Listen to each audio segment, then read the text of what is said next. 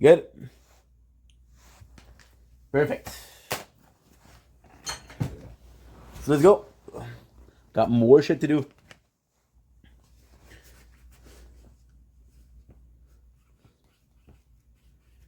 Don't blink. It's your boy Ink. Welcome to the show. Considering after having a wonderful day on this glorious, and I do mean glorious, 13 May 2026. It is day 223 of Project Vendetta. Today, I am so excited. It is beautiful. So about the lighting, I'm trying to get this very comfy vibe going on. Not sure if it's working, but it's working for me, so hopefully it shows. Before we start this video, there's a little bit of a story behind this video. I know it has nothing to do with the subject, so if you were here for the subject, I apologize, but then there's also the UN behind it, right? So before we start, I just want to give a special shout out to someone that's really important to me, and it's Carly. I met Carly when I was in need of a good person in my life. She has been outstanding. She's been a gem. She's been an absolute freaking queen. And the fact that we're doing a video today, how we're gonna be doing the video is thanks to her.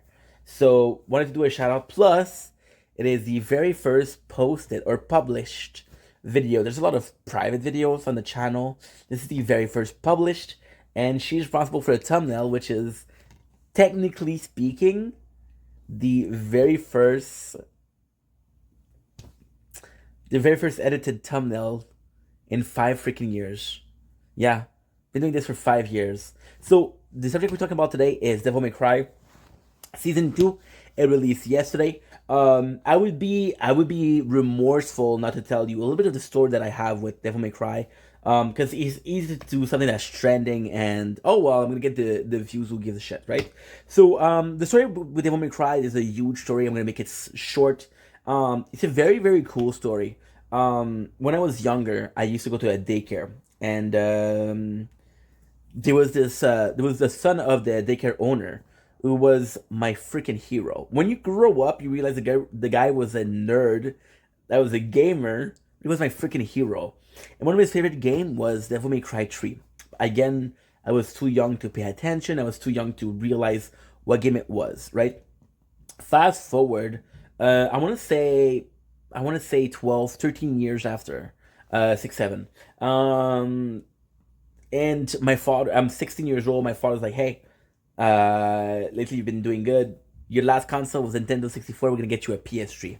So I live in a town, which is a very small town, where there's no eBay games. There's no places you buy games. So there was this small shop, electronic shop, that would have, I swear to God, they would have a shelf of game. They would have 7 or 8 title, and one of them was Devil May Cry 4. That was the very first Devil May Cry that I played. It was my favorite Devil May Cry to this day.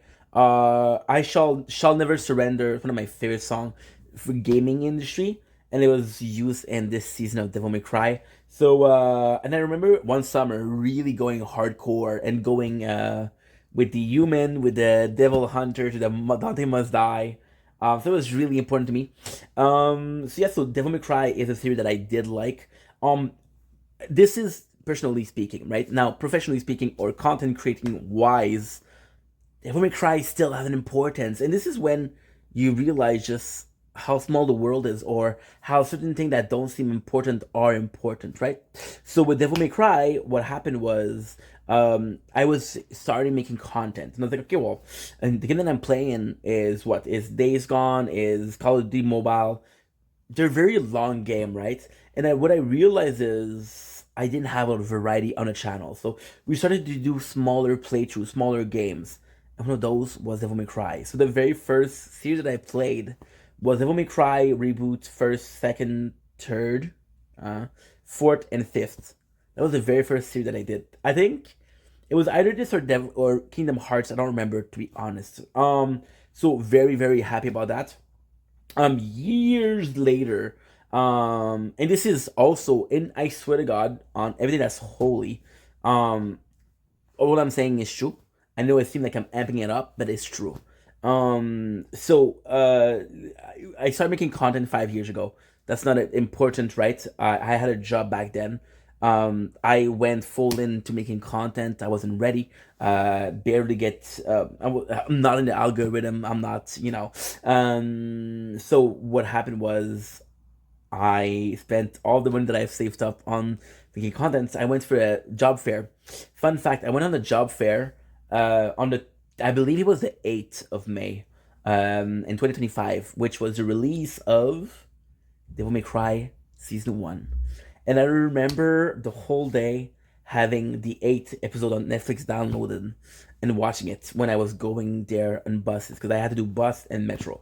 So yeah, so Devil May Cry is a very, very important series for me. Now, lately we've been having a harder time financially, and one of the things that I wanted to watch that I couldn't watch was Devil May Cry Season 2. Ultimately speaking, I was able to get a way to watch it. Somebody was kind enough to give me their code. So thank you to this person. So finally, let's get into the review of Devil May Cry. I think that's the most important part. You're here for that.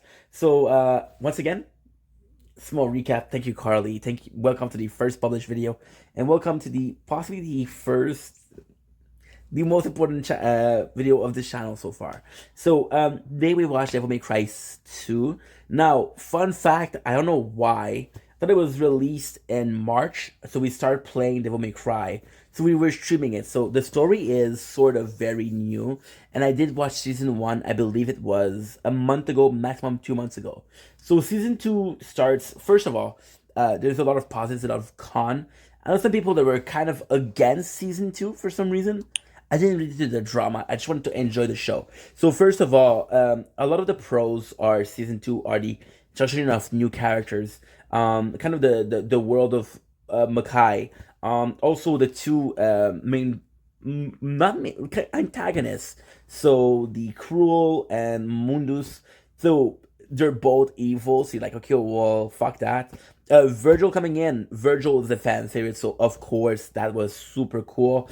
The introduction of a lot more lore of Lady is amazing. The fighting scene were amazing. The story was amazing. A lot of feel good moments. I felt like there was also some negative, right? So I felt like season 1, Dante was a bit more chill, was a bit more cool, was a bit more Dante-ish, was a bit more cocky. Season 2 is he's facing adversity. He's like, okay, well, here's my twin brother that I thought I could save, but I didn't save. The relationship with Lady, absolutely phenomenal. However, it comes at a price. I don't feel like we got a lot of lore out of Dante.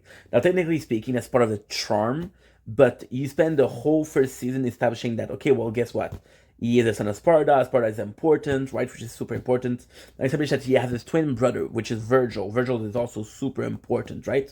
I will talk about Virgil, and I will talk about the twins together, because I do feel like it's very meaningful. So then with Dante, I wish I could have more because we introduced Virgil. Virgil was again fan favorite. I love Virgil. I'm more Dante than Virgil, but I'm also more Nero than Dante. So it doesn't make any sense, right? Virgil comes in, super cool. Problem with Virgil is we get a lot of lore. So, for example, the Knight of the Fire, for example, how he was raised by Mundus, for example, the fact that he went to see the Oracle, which we're skipping a bit ahead, the fighting with Dante, the struggle that he has. There's a lot of lore for Virgil, and like, okay, well, I love the fact that there's a lot of lore, but give me some about Dante, right? Last season we were very presented with Lady, which also is an important character. They're still missing for Dante. The introduction of new characters once again is amazing. The qualification of a lot of characters. For example, we see this character which is Mundus. Okay, where does Mundus come from? Which is kind of cool. We see this character which is I don't remember his name, but it's the Chaos. Also super cool, the reincarnation, absolutely phenomenal. There's a lot of things that are really nice lore wise. The action is good. There's a lot going on. However, and it's kind of weird because I watched that 8 episodes in a row. There's not a time where I felt like the thing was long. However, there's time where I felt like the pacing was a bit lacking. For example, there's a lot of fighting scene that I absolutely adore, but some of them not so much. For example, if you think about last season, the rooftop scene from my favorite. The rabbit felt like a real battle. I would have loved to see more of the twin fight of Mundus or Chaos. Virgil sort of is on point. However, there's a lot of weird thing with Virgil. For example, there's this Maddie, which is a character that they introduced, right? And Virgil protects her. So okay, like okay, well that's cool that he protects her, but it's so against Virgil. Virgil doesn't even care about people, and that's part of his character.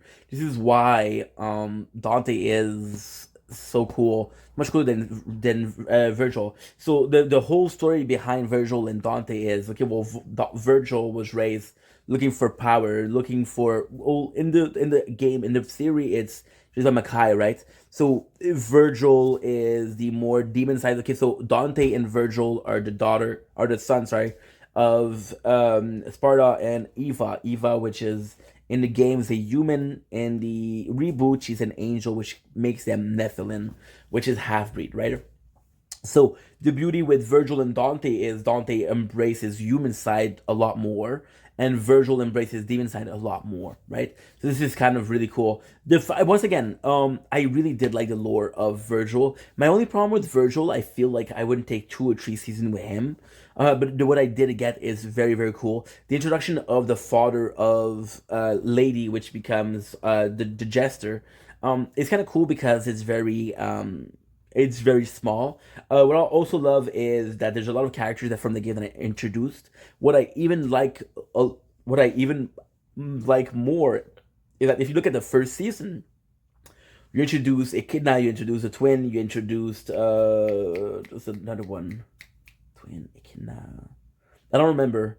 And in this one you introduce Belial, you introduce the Jester, you introduce Mundo. So you introduce a lot of villains, which is kind of cool. Again, graphically speaking, amazing. The intro is amazing. My favorite scene is, of course, with the twins when they fight.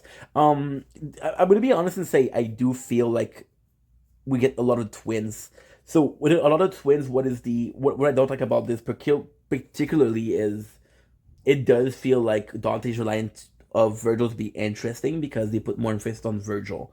There's also some really cool scenes. I did mention that season two. I felt like it was putting a lot more emphasis on the okay, well, I'm the hero of this world and I have to protect the side of Dante. However, there's a scene where they take care of Maddie, which I don't talk about, which is actually really funny. Meaning the person that makes a weapon. And again, there's still so much that is not said. For example, Senator Brian, we don't know what is his goal. Milady, at the end of season two, she's going out to fight her dad, which is at the root, right? So what will Dante do? There's a lot of really really fun stuff. There's a really cool thing. Season three is gonna be phenomenal. Do I think that season two was superior to season one? Yes and no. I feel like season one has a lot of originality, a lot of charm. I think like season two, there's a lot of fan services. There's a lot of we're trying to get to a point, right? So all in all, the season was really good. I really had a good time. If I have to give it a note on 10, I would like 7.8 the minimum. Yeah, yeah, I did like it. There's a lot of things that would have changed myself, but at the same time, and it's kind of cool because at the end, spoiler, they get Chaos to fight Mundus. So like, okay, well, these two bad guys don't like each other. Why not use it against them? But even then, you'd have preferred having Virgil and Dante. Also, I will repeat myself, but using the songs from the show is actually super cool. The music is really cool. I will say, I'm a huge fan of Naruto. If I was to brag about it, I'd say that I have a tattoo. My favorite scene, the fighting scene, is seeing Kid, Dante, and Virgil being there, and just you transition from this kid to the adult to the kid. Also, love the character of the mother, how she treated Dante and Virgil differently. How she was like, okay, well, Dante is more like he's talented, and it's kind of crazy because pushing the narrative of that Dante is a lot stronger than Virgil. To push Virgil to be looking for that strength is actually quite cool. I think it was necessary. Yes and no. I don't think it was necessary in the sense of Virgil had every single reason to be stronger. Visualize every single reason to be stronger. There's also some really badass moments in season 2 that I want to mention. For example, so the if that's if you play the games, the finding the name of Devil May Cry is actually phenomenal. It's Trish, which is not in the series yet. That give it. She sees Dante cry, and she's like, okay, well, Devil May Cry, right? And then there's a really cool thing with Virgil, which is he's crying because the people to torture his mom, and he's crying, and Modus tells him, the devil don't cry, Virgil, and it's kind of cool because if you're pushing the idea of the being polar opposite of the same coin, it's kind of cool. My problem also with Virgil is the depiction. So if you look at the normal series, there's one version of the Virgil. If you look at the reboots, another version of Virgil. If you look at the series, there's another version of Virgil. So it's tough, right? And I will finish with the following, which is super simple. They really did good with the twin. That's the whole point of the second season. With the state of, so technically speaking, the biggest part of the twin is that there was a fire, right? And Virgil and Dante was saved by his mom, and Virgil wasn't, right? So it's a big part of what if the role went reversed? Will Dante be evil or Virgil was evil, which is nurture versus nurture? And they did really picture that correctly. So super, super good season. Strongly recommend. You can positive. You can possibly watch a second season if you didn't watch the first one. You don't miss much. However, I do recommend seeing the first season first, because it's good.